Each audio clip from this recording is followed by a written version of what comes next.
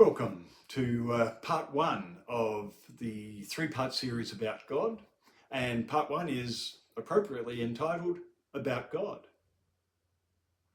The Australian historian Manning Clark characterised himself as an atheist. So you might wonder what part he has in a conversation about God. But hear this story from his autobiography entitled The Quest for Grace. It's a rather long excerpt, but I hope you'll bear with me as I read it. Well, I knew about life's wildness, writes Clark, but I'd never discovered any God, any man, any woman, any work of art, either in music, literature, or painting, to calm the storm within. I had read about Gothic cathedrals, about the spire reaching up to heaven from earth as a symbol of man's hunger to be reunited with the divine. But at that time, late November 1938, I was impatient with, scornful, even contemptuous of all God-botherers, all that-sided people. One cold afternoon, late in November 1938, Dimphner and I travelled to Cologne. One of the party suggested we go into Cologne Cathedral. Impatient as ever, thinking we may as well have a look at this museum of a dying and doomed faith, I skipped up the steps. Inside the cathedral, I was strangely moved. Dimphner, noticing what was going on inside me, left me alone to feast on it all in my heart. I walked behind the high altar and saw by a stone wall the painting of the Madonna. The sight of that face worked a great marvel within me. The tempests within subsided. The ghosts from the past stopped tormenting me. I will go back there every time I return to Germany. I will read of many men and women who have known a moment of grace while contemplating the Madonna in Cologne Cathedral. I could not then speak of the experience to anyone. Was there anyone who would understand? Many years later, when I risked talking about the experience, my body shook. I will never forget that moment. I had been vouchsafed a vision of what I had previously searched for in vain. So I get goosebumps every time I read that excerpt, because to my mind, what Clark is describing is an experience of the mystical presence of God. Or perhaps better, the presence of the mystical God. And it's significant that from that moment on, whether he was physically present with that painting or simply talking about it, the mystical God became real for him again and again. Have we not all had such experiences? Experiences of the holy. Those moments when the skin tingles from our awareness of something beyond us. When we feel a sort of warmth flood our insides in response to a touching story or a magnificent landscape or a special piece of music or a moment of deep connection with a friend or loved one. Or maybe we feel a deep sense of peace or calm or love at the core of our being while engaging in a reflective practice. I think all people have these experiences. Mostly they are serendipitous, they take us by surprise. And we probably don't immediately label them as holy or as experiences of God, because we don't tend to live in expectation of such encounters. So here's my take. What Clark and so many other people are rejecting is the stereotypical anthropomorphic God of the traditional Christian church, a God ascribed with human characteristics like anger and judgment, or favour and selective blessing. But I don't believe that that's the God that Jesus knew and taught about. And I don't believe it's the God that we experience in those sacred moments of deep mystical awareness.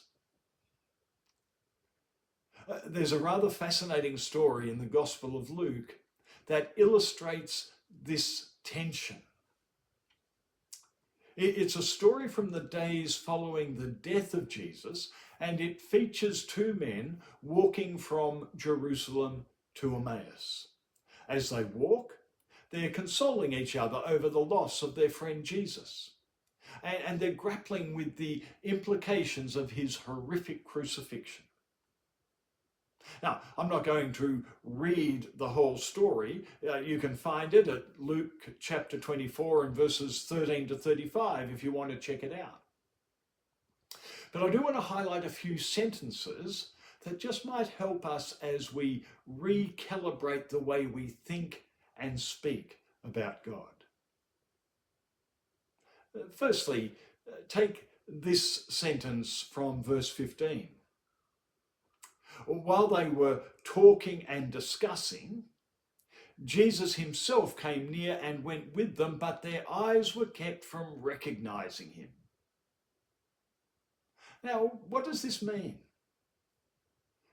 How would they have failed to recognize someone who was obviously so significant to them?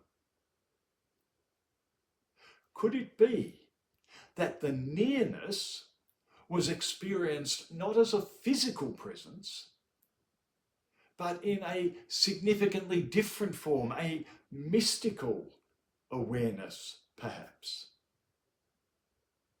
And take this excerpt or verse from verse 27. The strange conversation with Jesus concludes with the words, beginning with Moses and all the prophets, he interpreted to them all the things about himself in all the scriptures. What's going on here? Is this a real conversation with the physical Jesus, or might this be better understood as a rigorous discussion between two pilgrims that leads to dawning insight as they grapple with the scriptures and then finally get it? That aha moment, finally gain insight into who and what Jesus was. So is Jesus' participation in this conversation physical, or is it mystical? And then a third example from verses 30 and 31, after the two travellers had convinced Jesus to sort of stay with them and have a meal with them, we read this. When he was at table with them, he took bread, blessed and broke it, and gave it to them. Then their eyes were opened, and they recognized him, and he vanished from their sight. Is this not the greatest mystical moment of them all? How God is revealed to them in the breaking of bread, but then is acknowledged as not being there at all. Their eyes were opened, they recognized him, and he vanished from their sight. Surely this is a mystical experience, written into the story as a reference to and parallel with the early church's practice and experience of communion. To my mind, nothing about this story makes a lot of sense if it's taken literally, but it comes alive when read through a mystical lens, as a story about the dawning awareness and the growing experience in the early church of the real presence of the mystical Christ, the mystical God. Now, I acknowledge that there are holes in this argument, and I accept that some may be able to argue that the text supports a physical presence of Jesus. Although personally, I think that all of the post-resurrection stories make more sense when they are understood through the mystical lens. But can I invite you for a moment to entertain the possibility that this story is about a deeply mystical experience, and to reflect on parallel experiences from your own journey? When might you have experienced moments of deep awareness of the mystical presence of God? Perhaps in the stillness of the bush, or the grandeur of the ocean, or the majesty of a mountain vista. Perhaps in the delight of children, or the deep satisfaction of family. Perhaps in a moment of meditation, or a moment of profound connection with another person. These experiences, which we have over and over again, are not uncommon. And it's my conjecture, you see, that they are mystical experiences. Indeed, that they are experiences of the mystical God, no less. And there's more. While often these experiences are prompted by external stimuli, the experience itself is internal. It is felt and known, if you like, within us. And once felt, it no longer depends on the presence of the external factor. Just like Manning Clark and his Cologne Cathedral experience. We can recall and relive these experiences at any time. Why is that? Well, it's because the mystical God that we are experiencing is not beyond us, but is within us. We mistakenly and futilely embark on a quest to connect with a God who is beyond us, who is external to us, who resides somewhere out there, when all the time that God is within us, is part of our makeup, is essentially us. That, I believe, is the wonderful mystery, the mystical awakening of the teaching of Jesus. Not that God is somewhere out there, or that God is so holy that God couldn't possibly tolerate or relate to us sinners, or that God is a mystery that we will never comprehend, but rather that God with us really means God within us. And that nothing can separate us from the love of God really means that you and I are God bearers. It means that God is an essential part of who we are. I believe that this is what Jesus was meaning when he said, I and the Father are one. And where I am, there you will be also. Jesus is declaring that just as he and God are one, so we and God are also one. Is this not the foundational teaching and yearning of virtually every faith group? The teaching of Buddha on the Enlightenment, the wisdom of the Quran, especially in the Sufi stream of Islam, the quest for fulfillment in the Hindu system, the Sikh teaching that God is revealed through an active, creative and practical life, the inner light of the Eckankar faith, and more and more and more. All these faith groups point to the revelation that the real presence of the mystical God is to be found deep within each one of us. So here's a profound concept that I invite you to mull over before we explore it further in the next two sessions.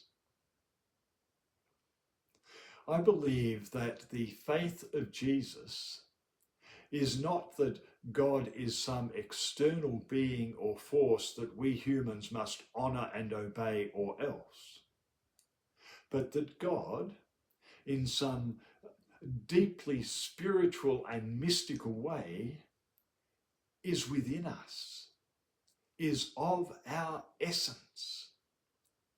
I believe that God, or Yahweh, or Allah, or Shiva, or Bunjil, or Ek, or however we choose to name that essence, is actually the best, purest, most creative and constructive elements of our essential human nature. And that any quest to experience God, to know God, best starts within, with the quest to know ourselves, with the quest to claim and revel in and cherish those holy moments of deep awareness of the mystical presence of the mystical God that confront us over and over and over again.